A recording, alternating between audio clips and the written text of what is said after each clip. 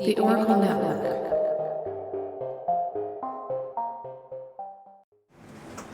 Oh wow, you were direct with that. Cool. Shawna likes me. Yes. You're a monster. I don't get it. I said, what? What's the problem? Why do dogs must chew on things? Why do dogs must chew on things?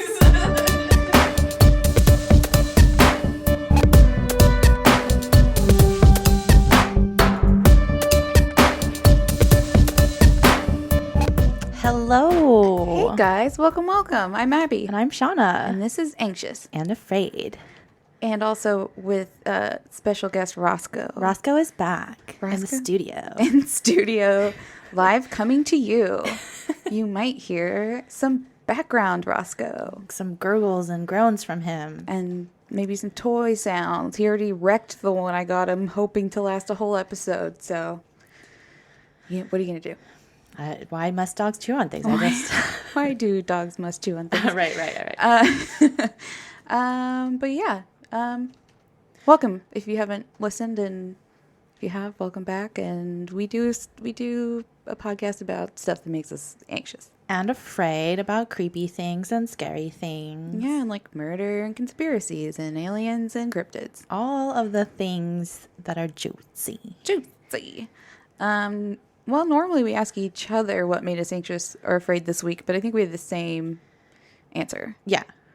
Which is the big one. I guess we have the big update because last time we kept talking about it. Oh, yeah, the baby shower. Baby shower. It went great. Went fantastic. It was beautiful. Everything looked great. Jessie looked glowing. Yeah, she was so cute. It was hot, but it was good. She was like wearing this banging dress. I'm like, okay, looking the hottest, even though you're hugely pregnant. And she was so sad she couldn't wear cute shoes because her feet were sore. And I'm like, girl. And they were swollen. Stop it. You're like no one cares. I know. No one's expecting you to wear stilettos. She was like on the verge of having a breakdown. I know. Go barefoot. I had to wear Birkenstocks. Doesn't go with the outfit. How dare you? But yeah, it was really good. And she got a lot of cute stuff. And yeah, super cute, super fun. Y'all saw the pics already, so yeah, we did post about it. But that was really great. Great. What else? Well, like we've been stressed out continuously for Jessie. Oh yeah, because she's been trying to find a new place, and she's hella pregnant, like really big, real pregnant.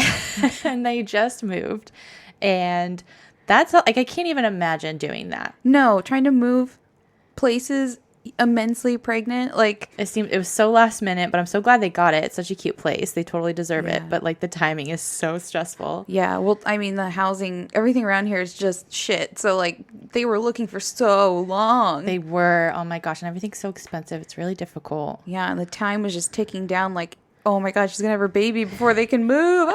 But they did move. But yeah, it's just we're stressed for her because then she went to the doctor and she has to be on bed rest the last 3 weeks. Oh, and she's like the worst. Like she can't handle that, even though we're such homebodies and can do that like every day, all day, all the time. Breakfast, lunch, and dinner, I'll be on bed rest. But yeah, that's not Jessie's bag. She's like a social butterfly. Yeah, she's gonna struggle for the next couple weeks until she has bebe. Yeah, but the baby is coming very soon, which is also stressful and crazy. It's so crazy. It's like literally birth month for her because this comes out in August. Ew. That's gross. Oh. Everything's becoming too real. It's gross. We're getting old. So, yeah, there's that. Yeah, can you hear the stress in our voice? We're stressed for her. Yeah. Love you, Jess, if you're listening. And we love you. You have nothing else to do but listen to our podcast. You better. I know, right? Yeah, while you're on bed rest. But yeah, that's that. And, so we recently, Michael and I got a Ring camera. Yes, you were just telling me about this. And so, like, obviously the first thing we think of is, like, we're going to catch a ghost. Absolutely, 110%. Yeah, like, that's what you get a Ring camera for. Not for, like... It's not security. It's for ghosts. It's to catch a ghost. And we have one on our front door, and we actually have one inside. I expected the inside one to be the ghost catching culprit.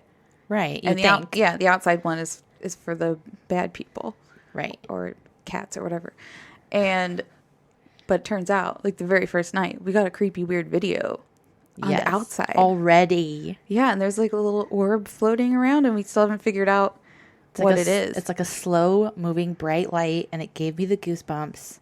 Yeah. It's very weird. It's kind of a long video, too. I think at first we thought it was a short video, but then we realized it was a longer video, and this thing is just It's like a bright orb, small orb, and you can kind of... Doesn't it kind of change brightness as it gets... Oh, yeah. Further away? It's weird. It's very weird, and you can see all the other bugs flying around, like comparing it. Doesn't move around like a bug, does not look like a bug. It's like really steady. It's a steady, slow-moving, bright little light of a speck. And it's creepy. Yeah. So Michael caught that one. So good eye on him. You guys are going to catch so many things. I'm going to love it. He's the one that's good at reviewing the footage. I just like wait for the highlight reel. Nice. In the morning. Now that I know that you have it, I'm going to make faces at the camera when I come over. Gonna flip us the bird every time. True that. Oh my gosh, that's funny. But yeah, so maybe I don't know. Should we post that, Michael? Or would that be weird? Or like a picture of it, maybe? No idea how. Huh. Maybe we can figure it out. But yeah, creepy. Creepy stuff. I validate that it's creepy. You saw it. I did, and it gave me chills. I also had totally forgot that, I mean, not really that, well, of course, I am more anxious than I should be. Classic me. But It's a constant state of being.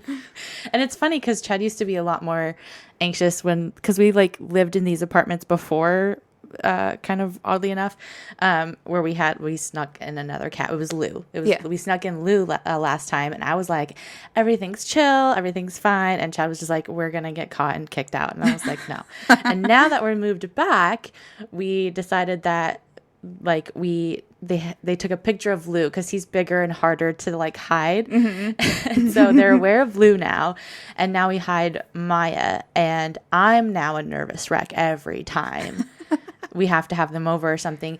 To have maintenance or something. Yeah, so we have had issues, a few issues with our fridge, and there was a missing door shelf, so we couldn't fit as much in there as we'd like, and so we finally got contact with them, and they were like, okay, so we're getting you a whole new fridge. And I was like, oh, sweet. And it's actually bigger, which is really nice, but now we have to put the microwave somewhere else. That's rearranging the whole thing. But I was like, oh my god, we need to take Maya to my mom's house or something. They can't, she's gonna meow or something, and I'm just freaking out.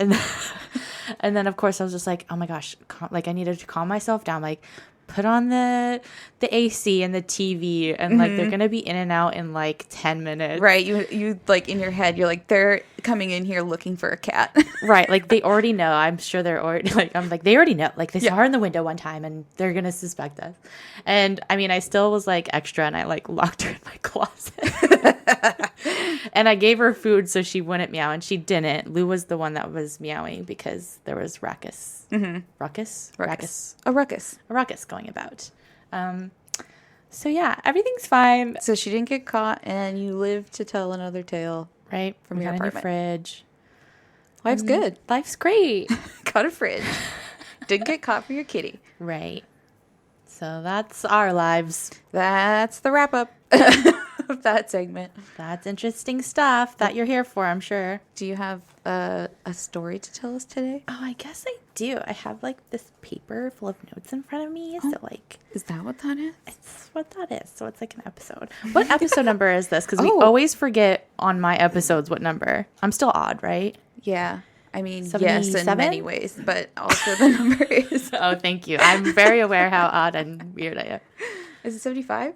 It's 77. It's 77. Oh, shoot. Wow. We're almost 80. Gross. Wow. We're going to have to start thinking of episode 100. I know. What are we going to do? We're going to do anything special. We're going to get ourselves some cookies, a cake. An episode extravaganza? Yeah. We'll think Things to think about. Give us suggestions. Yeah. What do you want to hear? What is a big banger that maybe you want to hear? I guess that would be banger. I guess that would be yours because that would be even numbers. But maybe we can do a double. I don't know. Maybe we'll do a joint episode together. We've never done anything like that. We've never collaborated. Wow. Okay. Wow. Things it's my to turn. think about. And I have another little shorty for you. Those have been my jam lately. I apologize if you like the longer ones. Hey, we have a little variety on our show. It's true. I bet some people are more, preferable for the short ones. Sure. I'm sure. Because you can't make everyone happy. Right. Okay. So episode 77, I am doing another disappearance of somebody. Somebody? Somebody. And it's the disappearance of Tara Calico. Okay. Calico like the cat. Ooh. I don't know this one. You don't know this one. Nope. Okay. I'm here to tell you. All right. Okay. So Tara Calico was born on February 28th, 1969 to parents Patty and David Calico. Her parents did eventually divorce while she was a young kid, and then she ended up staying with her mom, and then she got remarried to a John Dowell, I believe is how you pronounce it. Okay. And then she grew up with a younger stepsister named Michelle. All right. Tara, I might call her Tara too, so I apologize. Tara. Got it. Whatever. But Tara was described as somebody who could be friends with anyone. She was a very popular girl in school. Everyone enjoyed being around her. She was very driven in school, very intelligent, and also very athletic. Ooh, lucky. Cannot relate. Right? I don't know what that's like. She played all of the different kinds of sports, and she really liked biking and tennis. Get it. Which is, tennis is like active. Hey, I actually liked tennis when I played it the one time in high school. In PE class. In PE class. I did enjoy it too. But yeah, that's how she was. She was all about that. Okay. Okay, and then she was a sophomore student at the University of New Mexico, and she was 19 years old. Okay. Oh, so she went right into college. Oh, yeah. She's just very smart, driven young lady. Mm-hmm. Very independent as well. She didn't take a break here like I did. Like most of us would like to. Yeah. No, she did not. Okay, but right to it. The dreadful day was Tuesday, September 20th, 1988. And Tara wanted to take her usual everyday bike ride. She would ride 34 miles. What? Or wait, is that both ways or one way? One way. So that's like 54 kilometers, but it was 17 miles or 27 kilometers like out and then back. Oh, okay. Still, it'd take hours. That's, well, probably not hours. Well, for me it would. You got like your slow little bike. She's probably fast. She's athletic. Yeah, she's used to it. I'd be like panting and sweating and dying and crying. That's a long bike ride. It's a long bike ride, and she would do that like every day. Oh, she probably had a good bike seat. Oh, you would have to. I Can you mean, imagine your bum. That's what always happens. Like, go on a bike ride and I forget, and then the next day you're like, I'll never sit again. So sore. Oh, that's funny. Okay. So yeah, she was about to go on her typical long ass bike ride. And she even distinctly told her mom that morning on her way out to end up looking for her if she didn't return home by noon. What? That's weird. Yes. And she had this, like, it was noon because she had a 12:30 tennis date with her then boyfriend and later college classes at 3 p.m. that day. Okay. She left the house at 9:30 a.m. and she started on her bike ride along the New Mexico State Road 47. So, like, remember, it's 88, so this is a time where there's no cell phones. She didn't have a pager on her. So when you're out, like, you literally don't know where that person is. You know what I mean? Can you imagine those days? Back in the day where, you can just be missing with no contact with the world. Terrifying. I'm so glad for cell phones. Yeah, that's kind of, I mean, back then it wasn't a big deal, I guess, because you didn't know the difference, but now it's terrifying. Now it seems very terrifying. So yeah, she had nothing on her except for her Walkman.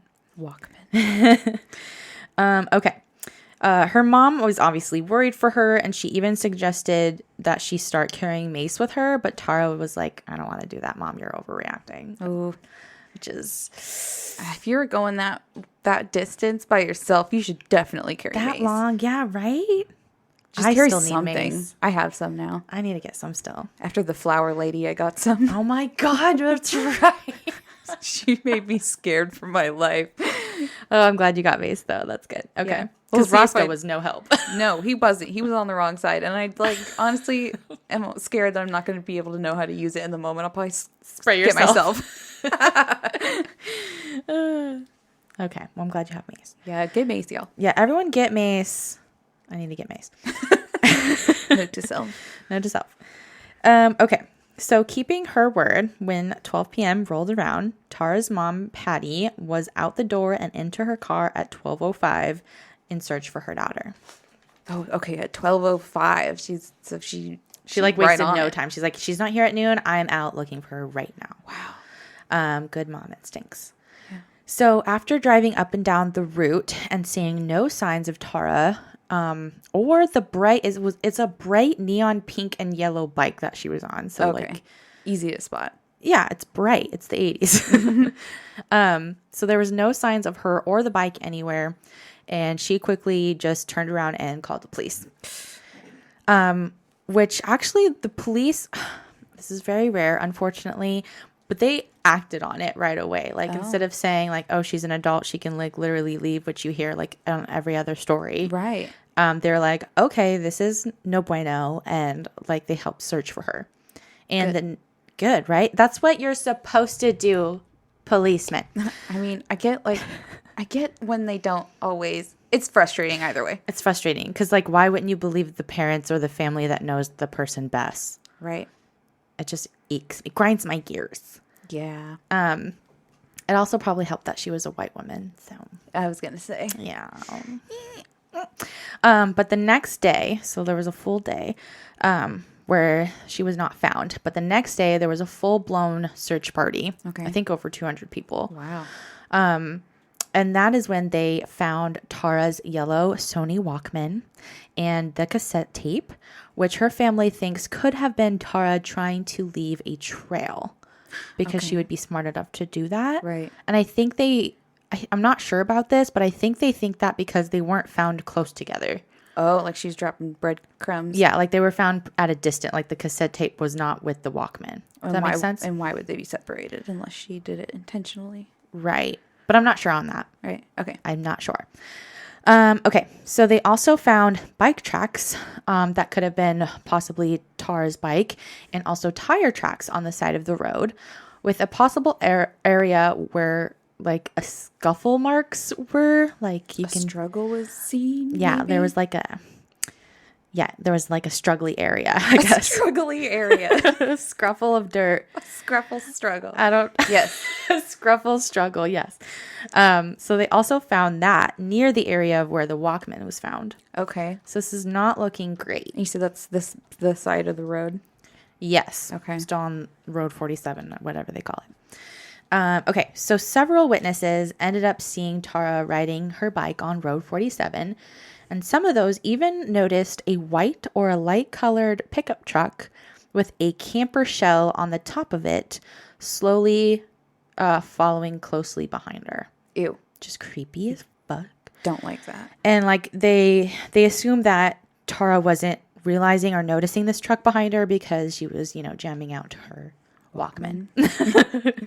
Which is now, like... Now I'm terrified because now if I go on walks by myself, like just to get like some exercise, I usually want to wear my headphones. But now I'm terrified to wear headphones if I'm walking by myself because I need to be aware of everything at all times. Yeah, that's why I got a dog. Well, except for my dog does not protect me from anything. But yeah, we've learned that. So, but other people don't necessarily know that, and he is sizable. Yeah, he's a big boy. I love him so much, but I do walk a lot more, and I feel a lot safer walking with a dog than I did before. True. Even though I live in I mean, it's not a dangerous neighborhood. It's a totally nice neighborhood. Right, and there's a park nearby, but hello, flower lady. Like, flower you never lady know. was right there. That's true. Yeah, and if I ever do, now I usually just like have one headphone in, but then you can't like have, the experience you want. Full immersive music experience. Gosh, it's really annoying that we can't do that. How are you supposed to walk in your own music video? Aren't plugged in both ears.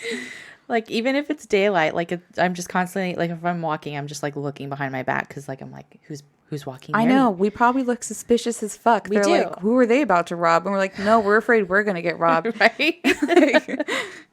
Just looking around That's over such our a shoulder. Bummer.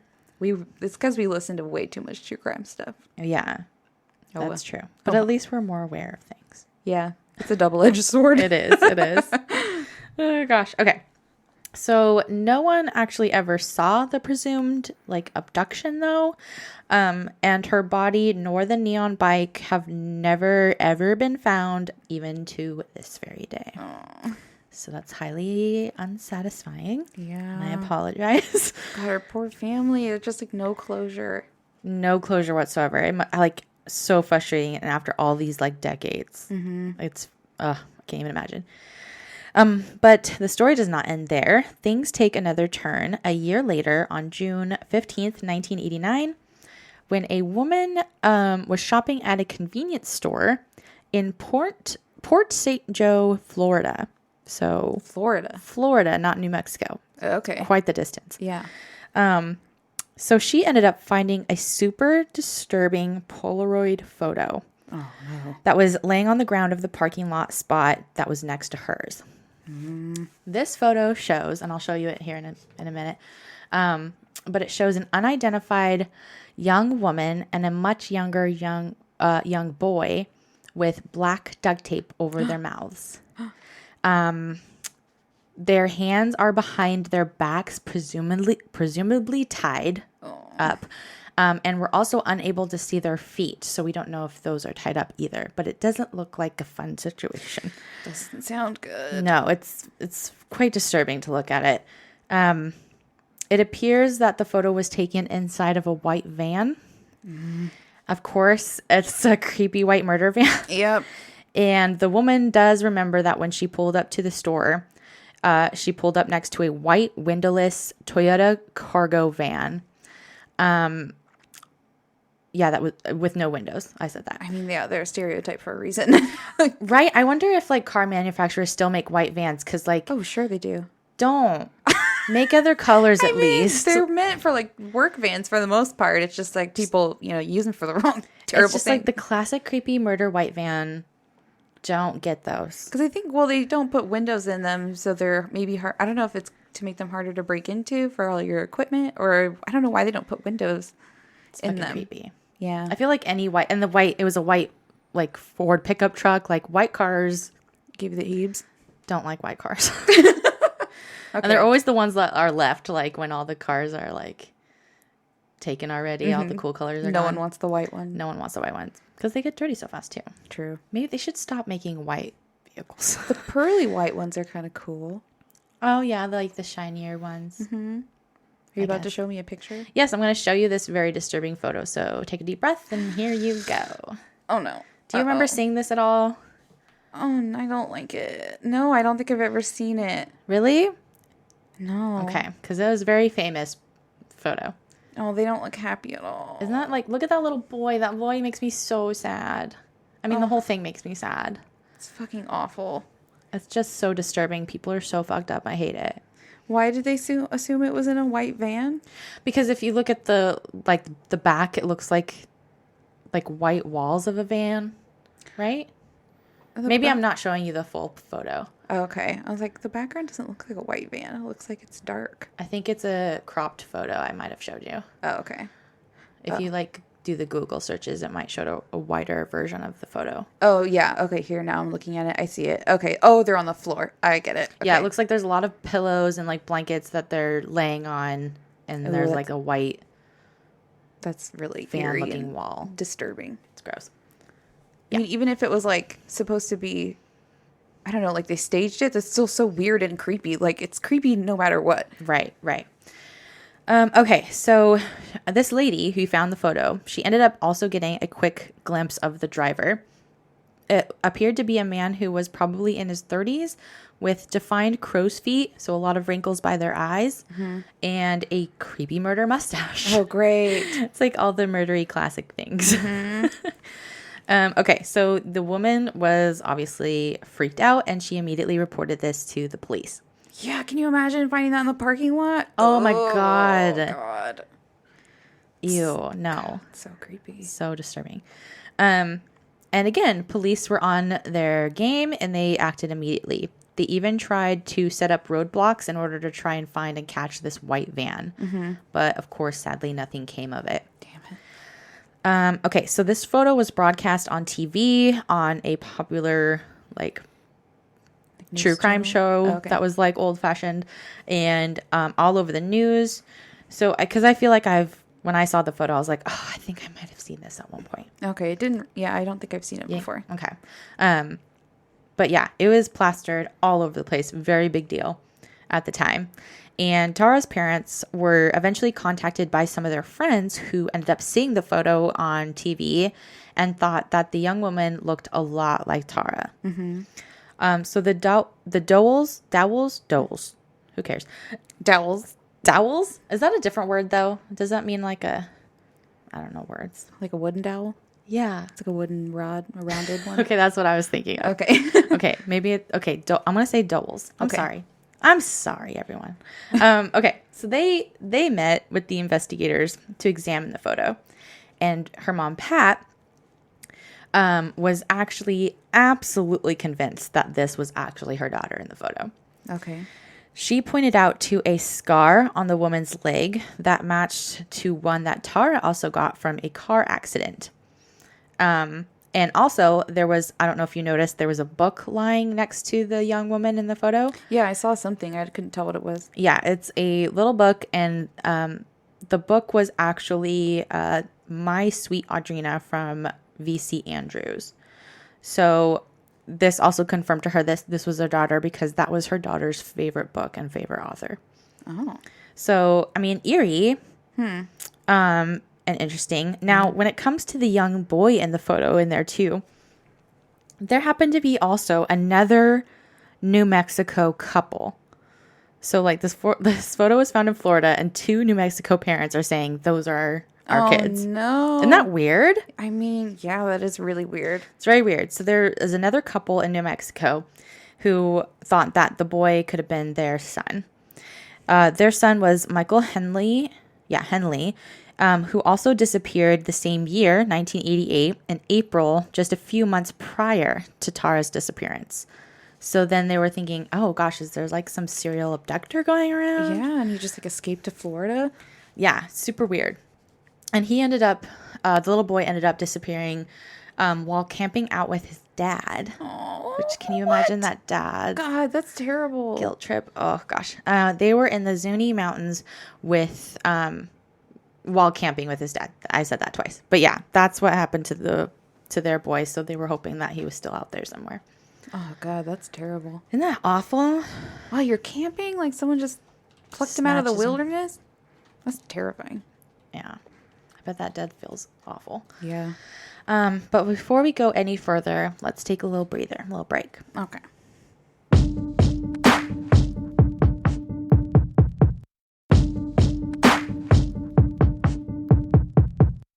And we're back. Welcome back.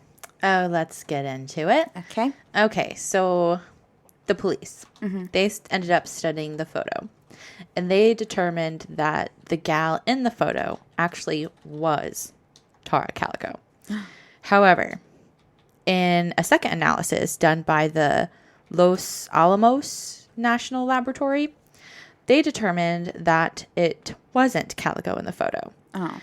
And the only thing, I obviously didn't show you a picture of Tara yet, and I'll obviously post this all on our social media, but the only, like, she does look a lot like her.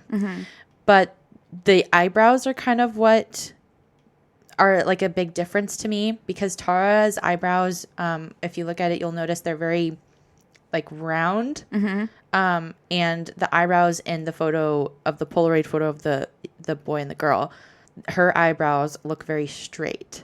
Oh, and you can't really change that shape. I mean, you can, but I highly doubt a man would think to do that. Right. And of course, like, her mom was like taking into account, like, she's not wearing makeup, she looks a little older, whatever. But the eyebrows are kind of like, will make me question, could that not be her actually? So everyone, let me know what you feel about that. Okay, I'm going to look at the eyebrows. Yeah. Okay, so the FBI also took a look at it, and their analysis ended up coming back inconclusive. So nothing helped anybody there. Oh, great. Just everyone thinks different things. So you have a disturbing photo and nothing comes from it. Exactly. That happens a lot. Nothing comes from anything. Damn it. It's very annoying. Okay, so Henley's mother was also pretty certain that the boy in the picture was her son. But now this is highly unlikely, since they did finally find Michael's remains a year later in 1990. And he was up in the Zuni Mountains where they were camping, and he was 7 miles or 11 kilometers away from their original campsite. Oh no! Did they ever know what happened, or? Well, the police pretty much just believe that Michael Henley ended up wandering off getting lost, and then ended up dying of exposure. Sad. So that's just really upsetting. And also, can you imagine how the dad feels about that? No, God, that's just terrible. That's a terrible situation. Like knowing he was just out there the whole time. It's terrible. God. So R.I.P. Michael Henley. Yeah. How old did you say he was? I don't know actually. Okay. How old he was, but he was young. Yeah. He looked like maybe like 9 or 10. You know. Okay. So obviously that's highly unlikely that he was the boy in the photo because he probably was just wandered off. So that's frustrating that we still don't know who the boy in the photo is. Oh, that is so eerie. And in September of 2008, investigators announced that they no longer believe that Tara was the girl in the photo. Oh, okay. Instead, they learned that Tara was most likely killed on the day of her disappearance by men that she probably knew from her high school. Oh. So a sheriff named Rene Rivera of Valencia County reported that he received some information that 2 teenagers had, quote unquote, accidentally, I don't know if it was accident or not, but that's what he's saying, hit Calico with their truck, and they panicked. So then they decided to kill her. Oh, no. Rivera said that the 2 boys knew Tara, drove up behind her to get her attention, and then some sort of accident happened. Tara later then died, and those responsible decided to cover up the crime. So that's his story. But then where is her remains? Like, right. We'll get more into it. Okay. Because there's other stories. Oh, okay. So Sheriff Rivera stated that he actually knew the names of the guys involved. Okay. But without a body or any new evidence, he didn't want to make any arrests. And he didn't ever announce those names. Yeah. Okay, that makes sense. He also never revealed how he, got this story and came to this conclusion. And Tara's stepfather was pissed. Yeah. So John, he was furious, and because he was like, why make these claims publicly if you knew you weren't going to do anything about it or make any arrests over it? That is really frustrating. Especially if he knew the ones involved. Yeah, like what's the point of saying maybe he's hoping somebody else would come forward with more information? Yeah, that's exactly what I wrote down. He believed, first, the dad believed that at least strong circumstantial evidence should have been enough to arrest or convict or whatever. But again, maybe the sheriff was hoping that more people would come forward by making those statements public. Yeah, because if all you have is circumstantial evidence, they probably would want a lot of circumstantial evidence if you take it to court, because it's just not always seen as strong, I feel like. Right. Which I get. It's just, I also understand why the dad would be so upset. Oh, for sure. I mean, especially if you don't, as the parent, you just still feel like you're being left in the dark, and it's like your child. Yes, for sure. I can't even imagine. Yeah. Okay, so this is really interesting.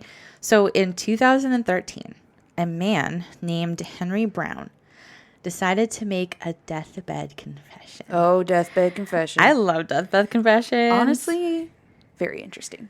The best, because what do you have to lose? You're already dying. I want to look up stories of a bunch of deathbed confessions. I think that'd be really interesting. There's actually I think I just heard a podcast coming out called Deathbed Confessions. Really? Okay, that's totally up my alley. Yeah. So that's what he did, and he wanted to make a confession to the police. Henry had been in the basement of a man named Lawrence Romero Jr. shortly after Tara's disappearance. He noticed in the basement what looked like to be a young woman's body wrapped up in blue tarp. Just what? Casual in the basement? He just looks over and sees that? I guess. Romero and 2 other men that were there confessed to him, this Henry guy, that it was the body of Tara Calico, and if Henry were ever to go to the police about it, they would just kill him too. So they immediately threatened him, and he was terrified. So kind of makes sense why he didn't say anything, but okay. Sucks. Yeah. So the story continues that the guys noticed Tara riding her bike alone and tried to catcall her to get her attention. Because that's what you do. Don't catcall girls. No, it's gross. Not hot. They don't like it. Not cute. It's like, what am I going to say? Oh, yeah, let me suck your dick right now. Like, you think I'm hot? That worked on me, actually. Oh my God. Let me just bone you right now.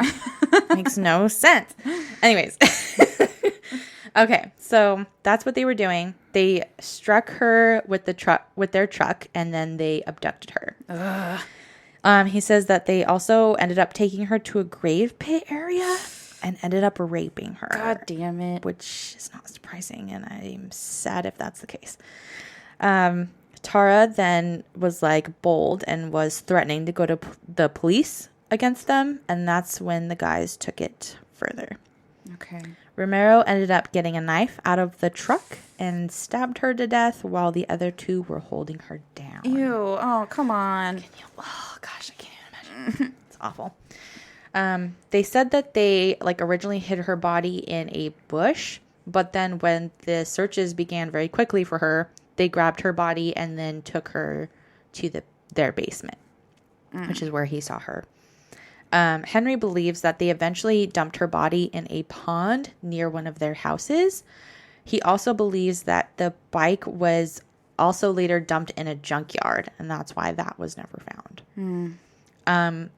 Henry claimed that they got away with all of this, with the whole crime, because his father was Lawrence Romero Sr., the sheriff at the time. Ah, damn it. This is where the conspiracy gets in. Okay. So it's a cover-up. Cover-up. Possibly, allegedly, supposedly. Maybe. Don't sue me.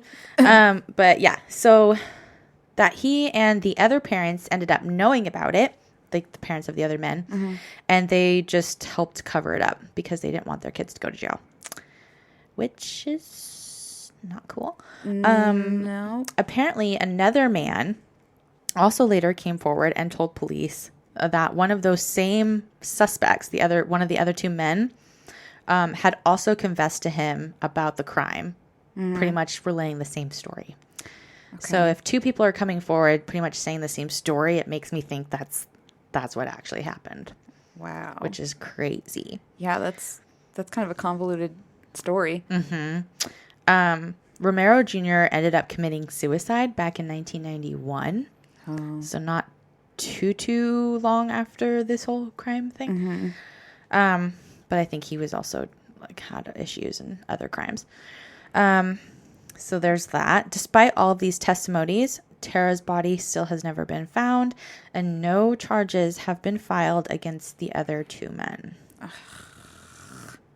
It's very frustrating, and I apologize. I know.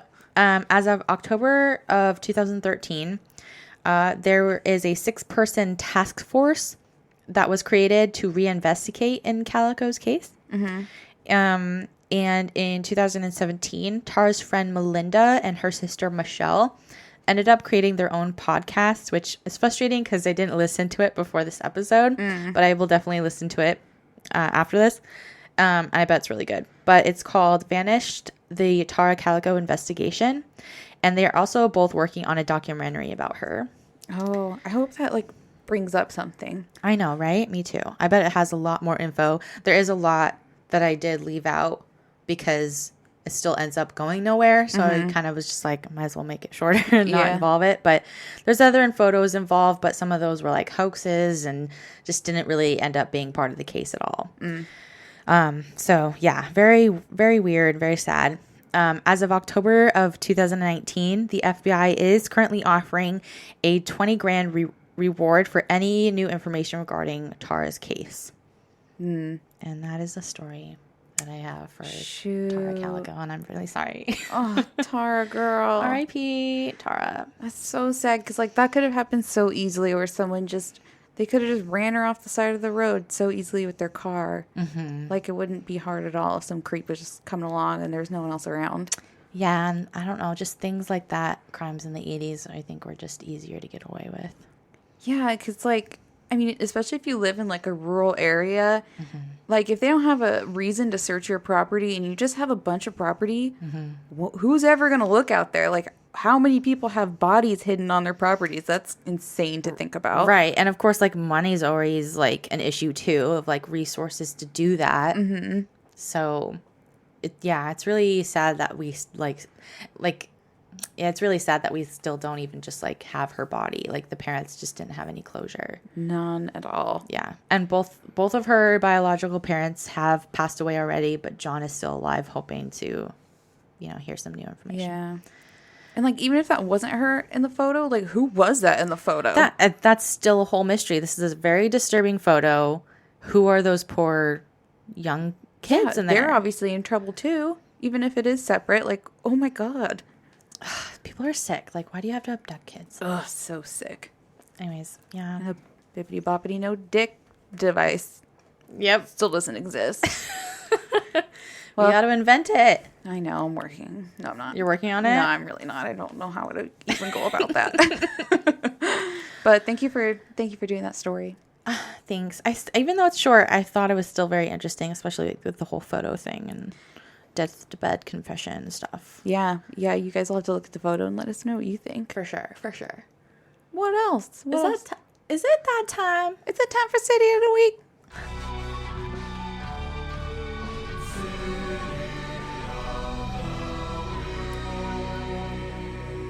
This week, it's Oakland, California. Oakland. Hey-o, Oakland. Thank you for listening. Yeah, I can't remember if they've been... We get a lot of Californias for City of the Week. Yeah, they might have already been City of the Week, but sadly we don't remember. But awesome if you are, because then you're like still hella listening to us. So thank y'all. Thanks, Oakland. We super appreciate you.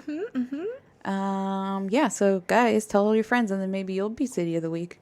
Heck yeah. We'll shut you out. Get some city pride. I don't know. Shawna, do you have anything you're listening that you want to recommend or watching? Sure. Real quick, because it is totally a very similar case to the one I just gave y'all. But do you remember the disappearance of Kristen Smart? Yes. Does that ring a bell? Yeah. It's not Elizabeth Smart, which tends to... Right, I get the two confused. A lot of people do. But she disappeared also in California, kind of near where I was born and grew up for a bit, in the late 90s. And she's... Anaheim? I mean, that's where I was born, but okay. It was like, it's Southern... I think it's Southern California. Don't quote me on this. I don't know. Okay. I'm still listening to the podcast. I was only just trying to guess if I remember where you were born. Oh, but you did. Yay. Congrats to you, best friend. I think the last time I was quizzed on that, I failed. You did fail because it was the Disneyland, I think, episode. Yeah, and I had to make up those points. So that was like so long ago. Like 50 episodes ago. I've been watching you this whole time. You're like, I do know where you were born. Actually, I do. That's hilarious. Count it.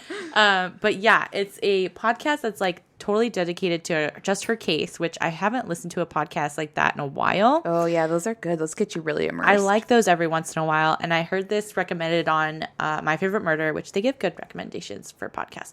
So I wrote it down and I've been listening to it, and it's called Your Own Backyard. Mm-hmm. And it's very good. Very well done. I'm still listening to it, but yeah, it's a good one of those. Ooh, okay. I like it. Recommend that. Nice. What about you? Well, Michael and I finally finished King of the Hill. Wow. I know. That took a while. It did. And we were sad when it was over. Yeah. But now we started finally watching WandaVision. I know we're super behind the rest of the world, but... Oh, well, I'm not cool and I haven't watched it at all. Okay, well, I guess I'm cooler than you. You guys are cooler than me. It's been pretty good. Yeah? I mean, everyone already said it was good, so I figured it would be good, but it's good. And what is that on again? Disney Plus. Oh, it is. Oh, that's why, because I got to get my Disney Plus back. Yeah, we're going to watch Loki after that one. Loki looks like one I would actually watch. That looks good. Yeah, that's the one Michael wanted to start with. But I think, didn't you say the WandaVision came out first? So, and they're all always interconnected, I'm sure, right? Oh, yeah. I am so it's not so good hard at to it. Keep track. Michael knows all of the Easter eggs and stuff, and I'm just like, I can't keep any of it straight. Yeah, me neither. He's like my encyclopedia. I ask questions all the time. Who's that again? And why do I care about that? Okay. Right. But yeah, that's been fun. Cool. Yeah. We actually have a review to read. Oh, yay. Someone, and it's a good review too. Oh, look at you guys. Us all. Look at us all. If Okay. you give us a review, we'll read it out loud and chat you out. Yes. They said, this is my comfort pod. That's the title.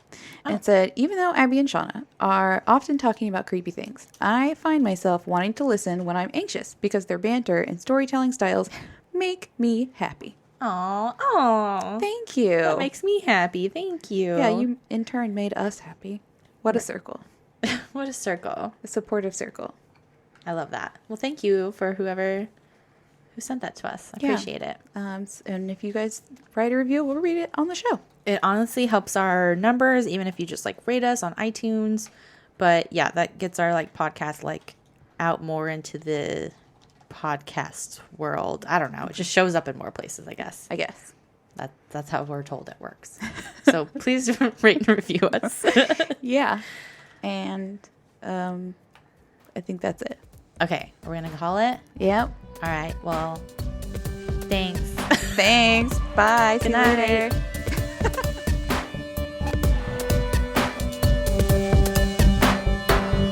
Okay, my credits are Wikipedia, of course, Unsolved Mysteries Wiki, an episode of the Crime Junkie podcast, and YouTube.com. Our music is by Broke for Free and Matt Edwards, and we're edited by Michael. All right, you guys, you know the drill. All right, Anxious and Afraid the Pod is our handle for both our Facebook page and the group, along with our Instagram and Gmail. We're also on Twitter at AAThePod. You can support us at patreon.com/Anxious and Afraid. You get some cool perks, ad-free episodes. You get a release a day early. You get a sticker. You get a shout out. We also have some cute, fun merch if you're interested in that.